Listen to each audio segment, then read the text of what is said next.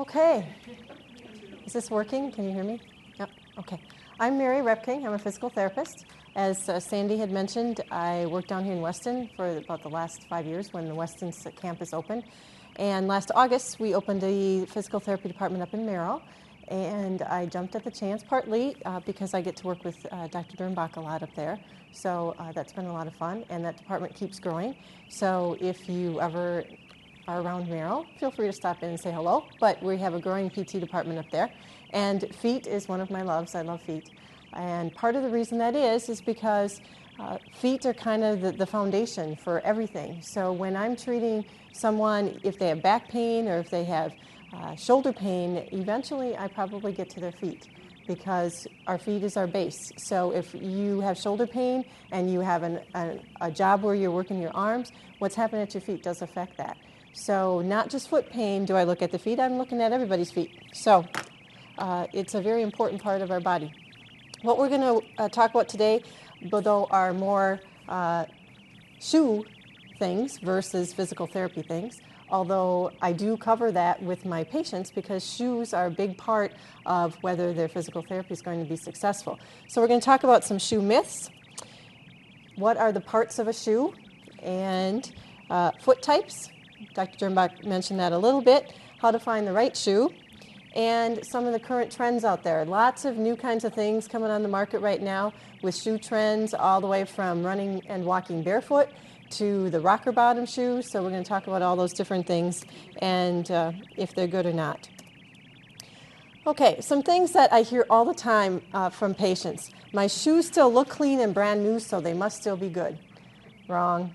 Okay. Shoes have a shelf life, and even if they look good, they're probably worn out. So we're going to go over how do we tell if our shoes are worn out or not. They look like they have good arch support. And what you will find is just because they have a little pad in the arch area doesn't mean that they're the right kind of shoe or the shoe that fits your foot or that there's really much support in the shoe at all. That little arch support can be very misleading. They are expensive, so they must be good. This even goes for really good running and walking shoes. You can pay $150 for a pair of running or walking shoes, and they can be the exact wrong shoe for your foot. So even if you pay a lot of money for it, it doesn't necessarily mean it's the right thing. They were on sale, my favorite, because I'm a thrift shopper. I love going to thrift stores. I'm a big believer in recycling long before green became popular. But shoes is not one area you should do that. Okay, do not give shoes from your children to another child. Do not buy shoes at thrift stores unless it's a pair of dress shoes that you wear to a wedding for a few hours. But anything that you're going to wear regularly, make sure they're just for you. They are name brand shoes. Usually the name brand shoes are constructed better as a group. But you can buy, again, a $100 pair of Nike shoes, and it's not the right shoe for you. So the name brand isn't what makes it, it's the feature of the shoes. So we'll go over what's the different features of the shoes. My girlfriend has them and loves them. Bad news. Her foot is probably just the opposite of your foot, so she may love them, but you're going to hate them. So don't take referrals from friends. The ad says it's good, and it quotes research. Okay, advertising is huge. It's becoming more and more prevalent with medical research being spouted. What you need to be careful is to ask the questions, what kind of research? And you don't have to become a research scientist yourself, but you do have to be a little aware of what makes research valid. What makes it that they can say that it's research that makes it any good. So we'll talk about that a little bit. Okay, parts of a shoe. We're going to be talking about mostly parts of a shoe when it comes to a walking or running shoe. But we'll also talk about when we talk about buying shoes, when you're looking at more casual dress shoes, what to look for as well. Right now we're just going to talk about the parts of a shoe. There are basically 4 parts of a shoe: the outsole, the midsole, the insole, and the heel. So we're going to talk about each just a little bit. I have one of my shoes here. The first part we're going to talk about is the outsole, and that's the bottom of the shoe. Okay, it's what comes in contact with the ground. Tells me as a therapist a lot. I also always have my patients bring their shoes in because I look at the wear patterns on the bottom of the shoe. But what's important for you is to pick it up and look at the bottom and see if it's straight, what we call semi-curved or curved.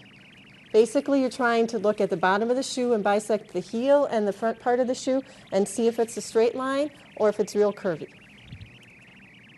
And there are different kinds of types of lasting, that is what it's called, and that will depend on if you're very flat-footed, what kind of last you want on the bottom, or if you're very high-arched, what kind of last you want on the bottom. And it'll be different depending upon your foot type. The midsole is what cushions the shoe. It's actually this stuff in here. Okay, that's the midsole. And there are going to be different features, again, for a foot that's real flat versus a high-arched foot. Not all feet want to be cushioned. Okay, you would think cushioning, that's got to be good. But if you have very flat, fallen arches, fallen feet, you do not want to be in a shoe that all it does is cushion. Because your feet already are like running on pancakes. It's like you're running in the sand. You have so much cushioning, you're beyond cushioning. You don't even have cushioning left, but you already fall too much. Your foot is too flexible. And if you just give it a bunch of air mattress underneath it, it's not going to support it enough. So cushioning is a good thing if you have a high-arched foot, but not so good if you're flat-footed. Insole is the inner liner of the shoe. So that's what's in here. Big thing that you want to look for in the insole is in a shoe, walking shoe, you should be able to take the insole out. Okay? Most cheap, poorly made shoes, the insole is glued in and you can't get it out. Okay? That's a real generalization, but for the most part it's true. You want to be able to take this out. The important reason why is that someday you may end up coming to me or Carrie and get an orthotic, and then you want to be able to take that insole out to put the orthotic in, so the orthotic is sitting on a flat surface. So if you have orthotics and no one told you to take the insole out, make sure you do that. Take the insole out to put the orthotic in. The heel is what's on the back here, and that's real important because for some shoes there's an extra piece back here, and that's called a heel counter. That helps to support your heel, and again, if you're a really flat-footed person, that's a feature in a shoe you're going to want to find. But we're going to go over all the foot types and go over the specifics. So there's the heel counter. The last thing you want to do when you look at the heel is you want to look at the back, and you want to look at how the top part of the shoe is sewn into the heel. You'll be very surprised when you start going shoe shopping. When you look at that back, you'll put the two shoes on the counter of the brand new pair of shoes, and sometimes the upright here will be kind of skewed off to one side on one of the shoes. You don't want that pair of shoes. You get the same size, same brand, different shoe. What happened is someone, sold those shoes probably on a Monday morning after a long weekend, and they weren't seeing real straight, or they were kind of tired, and they got it sewed in crooked. If this is not perpendicular to the heel, then it's going to throw your foot off. And if one is and the other one isn't, it's really going to cause problems. So you really want to take a look at those shoes sitting on the counter before you buy them. Okay, so there's hundreds, if not thousands, of different kinds of shoes, so it's pretty hard to figure out what you need. First thing you need to do is figure out what your foot looks like. Carrie mentioned this. Barefoot test. It's a very easy way to figure out what kind of foot type you are. Very scientific. You basically get your foot wet and stand on the sidewalk or stand on a piece of construction paper. Okay, if you take a damp foot, stand on a piece of construction paper, you'll see either a full foot. If you see your whole footprint, that means you're flat-footed. You don't have much of an arch left. The middle picture there is kind of an average foot. You have a little bit of a piece of your foot on the piece of paper, and then on way to the right side there is a high-arched foot. You hardly have any of that outside of your foot. Sometimes you'll just see the heel and the front part, and you won't see anything in the middle. That's extremely high-arched. So that's a very easy test. Everyone can go home and try, and you'll be able to tell if you have low arches or high arches. Also, what can help is looking at the bottom of your shoes. If you look at the bottom of your shoes, everybody take a shoe off, if you would. If you don't want to, that's fine. But if you look at the bottom of your shoe and flip it over, where you should strike, where there should be wear, is on the outside bottom corner. Okay, make sure you know what foot you are. Flip it back over. And make sure you know what. So if you've got your right shoe, your heel wear should be on the outside right corner. Okay, that's normal. You're supposed to strike with your heel on the outside corner. As you come down, you strike on that outside corner and then you roll over your foot. Okay? If you have lots of wear on the inside corner, you have probably flat feet because you're striking on the inside. Okay? So that's another real easy test. Another place to look is up here in the top part of the shoe. If you have lots of wear way to the outside, you have a high arched foot usually, because you're staying way to the outside. If you have lots of wear way to the inside, you probably have flat foot. The normal wear pattern is up through the first and second toe. So that's where you should kind of see wear is through here. Okay, overpronator. That's someone who has very flat arches. Carrie had a great picture with that bunion picture. If you look at from the back, you'll see that the Achilles tendon just bows because you've fallen in so greatly. So these are the kinds of things you want to look for in a shoe. And again, it's all written down for you, so don't worry. You'll have it when you get home.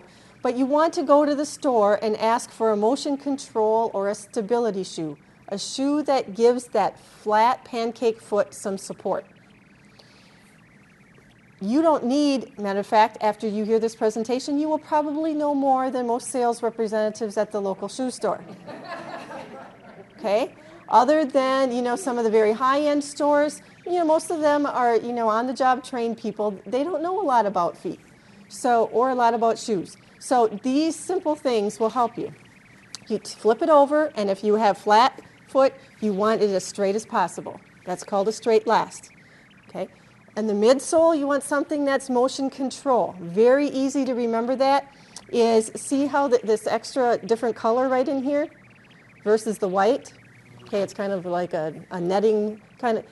Typically, if you see a different color on the inside of the arch here, right by the inside heel, that's extra support.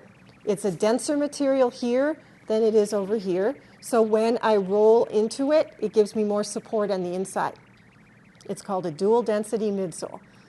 So you just want to look for that darker piece on the inside. And some are a little longer. This one's a little shorter. Again, the removable insole is a good thing to look for. And then what's called an external heel counter. On this one, it's very small, but a lot of times you'll have an extra piece of plastic on the outside of the heel here. And that will help to support the heel too if you tend to have flat feet. Okay, supinator, or a high-arched foot.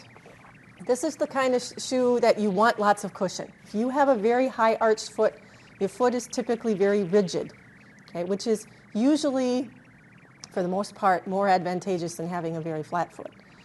But you want to make sure you get enough cushion. On the bottom of the shoe, you want a curve to the shoe. You don't want it straight as an arrow. You want some curve to it if you have a very high-arched foot. Also, when you look at a lot of shoes, you can see on my shoe here, there's not a lot of cutout on the arch. That's a good thing for a flat foot person like me. If you're a very high arch person, a lot of times you'll see a little more cutout here in the arch with that curve on the bottom. The midsole is going to be what's called a flexible midsole. All of the things that you'll hear with the shoe companies, or if you go online, it's a cushion shoe. A cushion shoe is usually what they call it, versus a stability shoe. So you like all of the airs and the gel kind of shoes. Now, you may be thinking in your brain, well, this girl's all she's talking about is running shoes. When I'm talking about this stuff, I very typically do not recommend walking shoes for people to walk. I typically recommend a cross-training shoe. And that's mostly because cross-training shoes, which are one step different than a running shoe, but are right in the running shoe aisle, are different than walking shoes. They give you a lot more features. You have a lot more of this stuff that you can choose from to fit your foot versus a walking shoe. So typically I tell people to get a cross-trainer shoe for their walking programs. Okay? So that might help a little bit. Again, removable insole, and you don't need that extra heel support. So besides all of those things, once you know your foot type, and you know some of those features you're looking for, what are some of the other things you're going to do? You're going to find a shoe that fits your foot type. You're going to go purchasing shoes later in the day. And that is because later in the day, our feet are more swollen. Okay? If you go early in the morning and get a pair of shoes that fit perfectly, often by the end of the day, you're not going to like those shoes. Okay? So if you get them later in the day, that usually is helpful. Wear the type of sock you would usually wear. Huge difference between a thin sock and a little heavier cotton sock, even between socks that you wear in the winter versus socks you wear in the summer. So definitely sock makes a big difference. Check the back, like we talked about. Make sure it's sewn perpendicular, like that. And then the bend test. I should have told you to keep your shoe off, because I'm going to do another thing with your shoe. I want you to take your shoe back off. And I want you to flip it over. I want you to take one hand on the heel, one hand on right past the mid part of the shoe, and I want you to see if you can bend it in half. Okay, now, you do not want it to bend in the middle, okay? You do not want to bend it in the middle. You want it to bend at the forefoot here, kind of where your big, the balls of your feet are, because that's where you push off. But if you can take it and bend it in the middle, it's not giving you much support. Okay? And this one isn't even horrible. There's some that, I see people all the time that, this little tennis shoe right here. I think maybe. Yeah. Okay? Bends right in half. Okay? So, it can be misleading. It looks like a good nurse's shoe, but it certainly isn't giving much support. Okay. One place, if you're computer savvy, that is wonderful, and I usually don't, purport certain companies, and there are certainly other websites that you can go on, but runnersworld.com has a really nice website. If you go on Runner's World, they actually have a little thing you can put in your age and your weight and your shoe size, and then it asks you all these questions, and it will, this must be on an automatic, it will give you like different shoes. Like if you say you want a stability shoe, it'll pop up 10 different stability shoes. And if you say you want a stability shoe less than $80, it'll pop up all the stability shoes less than $80. So it gives you an idea, even if you're not going to buy off the site, to use the site to help you find the types of shoe that's good for your feet. So when you go to the store, you have some idea of the brand. Okay? Because I get asked all the time, what brand is best? There's no best brand. Okay? The thing about brands is that every brand has the gamut of shoes that are good for flat-footed people and shoes that are good for high-arched people. And if you get in the wrong shoe, whether it's an Adidas or a Nike's or a Brooks or an Asics, it's not going to matter. So the brand doesn't matter as much as the features of the shoe. Replacing shoes, 350 to 500 miles every 6 months. Okay? Now, that's if you use... Every 6 months is if you wear the shoes pretty regularly. Okay, 350 miles is not a lot of miles. Not a lot of miles at all. Typically, if you're using them to walk, and I do suggest you have a separate pair of walking shoes, separate from your day-to-day shoes. For one, it helps you in replacement. They don't wear down as quickly. But if you're not keeping track of the miles, you can really kind of think about every 6 months. If you start getting any joint pain, first thing I say as a therapist, when did you replace your shoes? How old are your shoes? I can tell you there are many times that all I have to do is say, get a different pair of shoes and their pain goes away. Okay. Any excessive wear that you can see, if you can see that it's wearing down, definitely it's time for a new pair. And again, 2 pairs sometimes is nice because you can swap them in and out, and that just prevents any one pair getting worn down. Okay. Now we're going to talk about the fun shoes. Okay. Flip-flops. Okay, it is all the craze. Flip-flops are everywhere.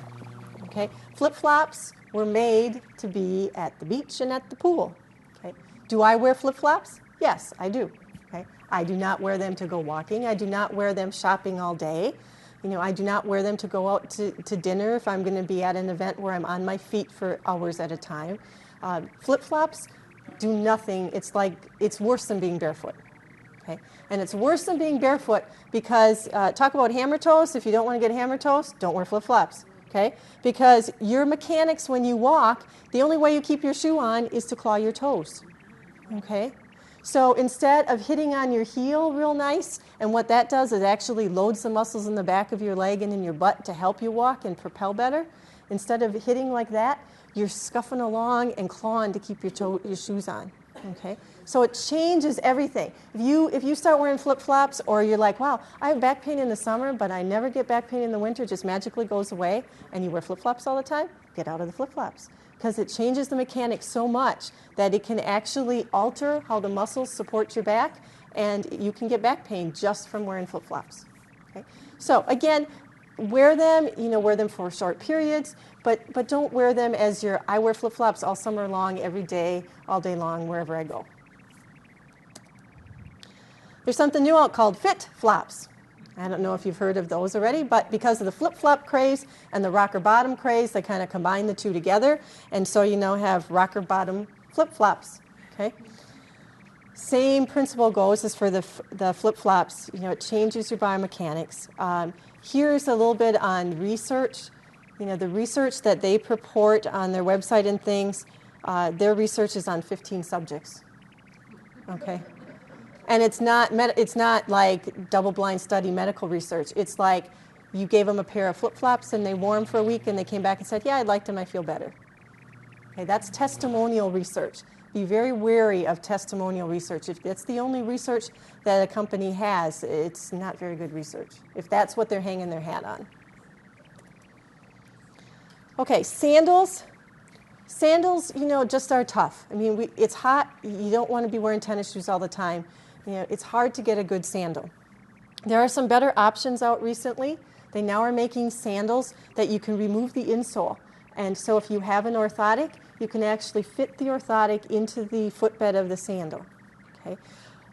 Originally were pretty expensive. I saw when I was doing some research recently for a patient, Sears actually has some for $69 something. Okay, which still I know sounds expensive, but relative to your other options with the removable insole, that's pretty reasonable.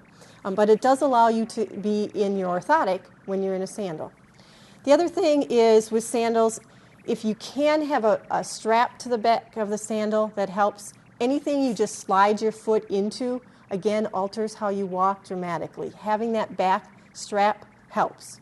Okay? Again, it's not going to be as supportive as a tennis shoe, but it certainly gives you better support than anything that you just slip into. There are also higher-end sandals like Birkenstocks, and I get asked all the time, well, are they really better? They're so expensive. They are. They're better than a normal sandal. Are they as good as a tennis shoe? No. What a Birkenstock does is the footbed kind of molds to your foot, so it gives your foot more full support than just a flat piece of plastic like a flip-flop is. CROCS, very popular. Become so popular that now they're branching out. I don't know if you've seen it recently, but they now have flip-flop Crocs. They have work shoe Crocs. They have, all sorts of Crocs, any kind of Croc you'd want. There are some advantages to Crocs. They're very lightweight if you've ever tried them on. They can be antibacterial. I mean, they wipe off easy. You use all sorts of cleaners on them, and it's easy to clean. They proclaim they're designed to decrease plantar fasciitis and bunion pain. I would say that, take that with a grain of salt. It really would depend on the patient. Basically, they don't give much support at all. Where I find Crocs to be helpful is if you have a huge honking bunion and you can't get in another shoe and you're not a surgical candidate for whatever reason, a Croc may be something that gives that bunion more space, and it's soft and you can tolerate it. It tends to be a little more helpful as far as high arch people go because it's that cushiony support versus the flat people. People who have flat feet, Crocs are going to be a disaster. Okay, it gives you way too little support. Your foot just, has no support whatsoever there. Again, you shouldn't wear Crocs all day long. I mean, there's some, I know nurses who swear by them, but actually there's even some hospitals now that are banning them because they build up a static charge and they go in and touch the hospital bed and there's static charge released.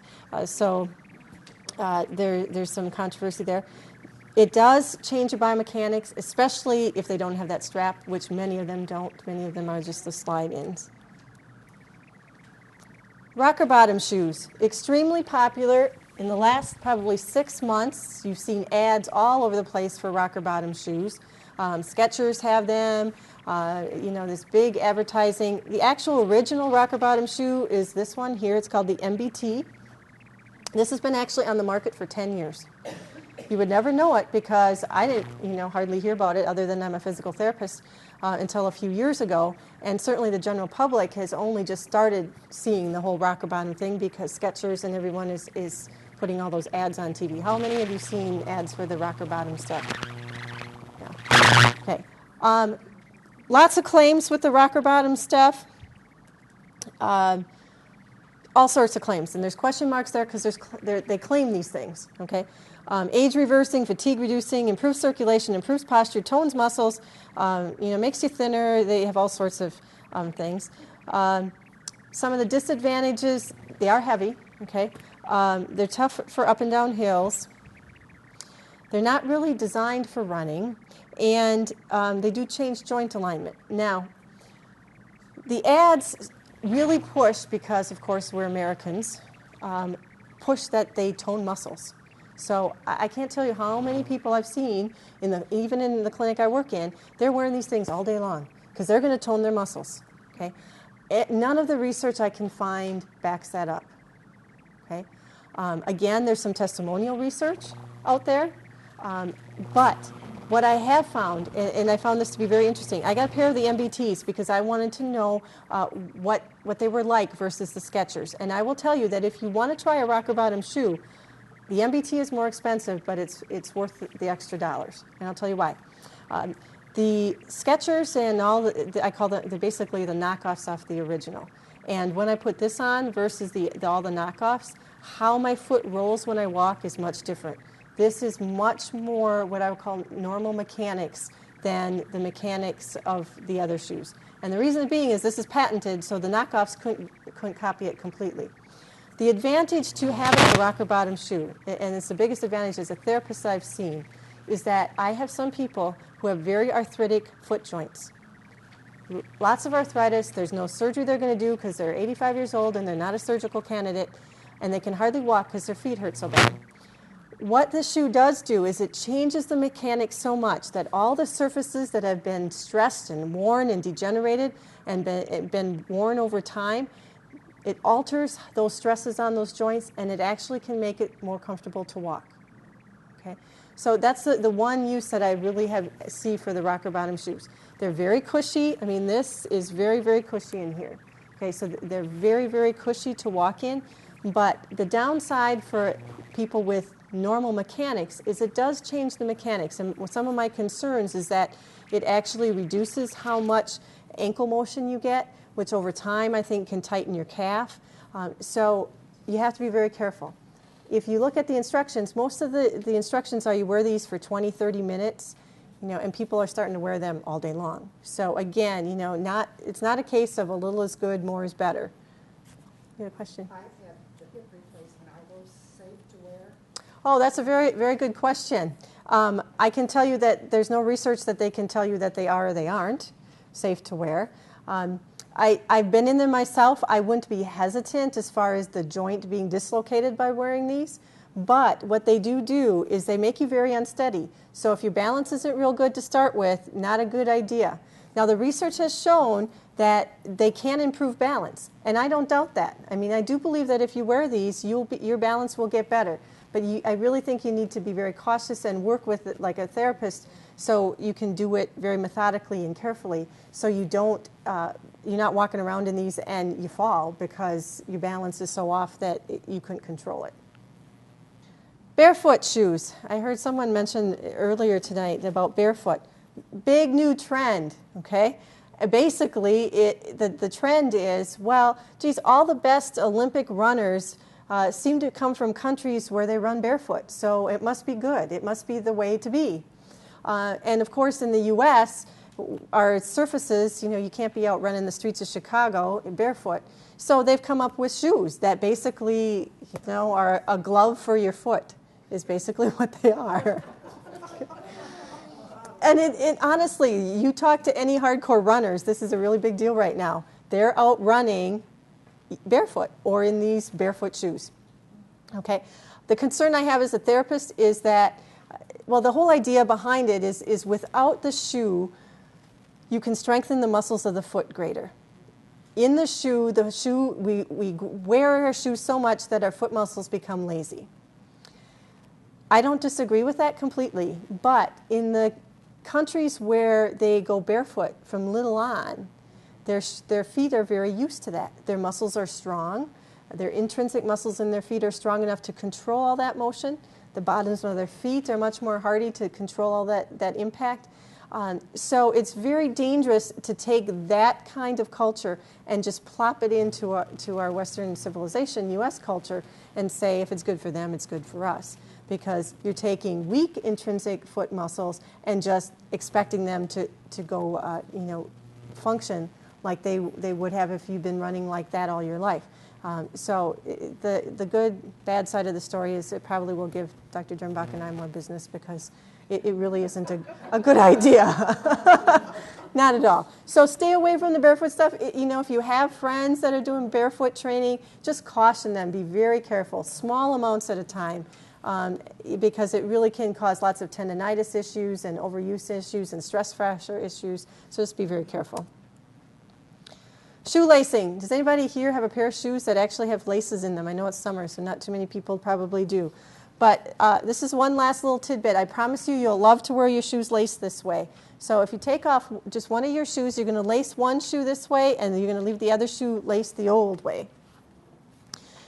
Very easy to do. All you're going to do is you take the very last hole. I'll show you on your shoe here. Take the very last hole and undo it. And then instead of going across, what you're going to do is you're going to go on the same side and make a little loop. Okay? So you're going to do that on each side. And then once you have that, what you're going to do is you're going to cross it over and put it through that loop. Okay? And what that does is when you snug up your shoe, it just really brings the upper part of your shoe around your ankle a lot more. And your shoe's going to feel a lot more snug on your foot, so your foot doesn't slop around in your shoe so much. So I'd suggest that you wear one that way and wear one the normal way for even just walking around the room later, and you'll be able to tell the difference. Okay, that's all I have.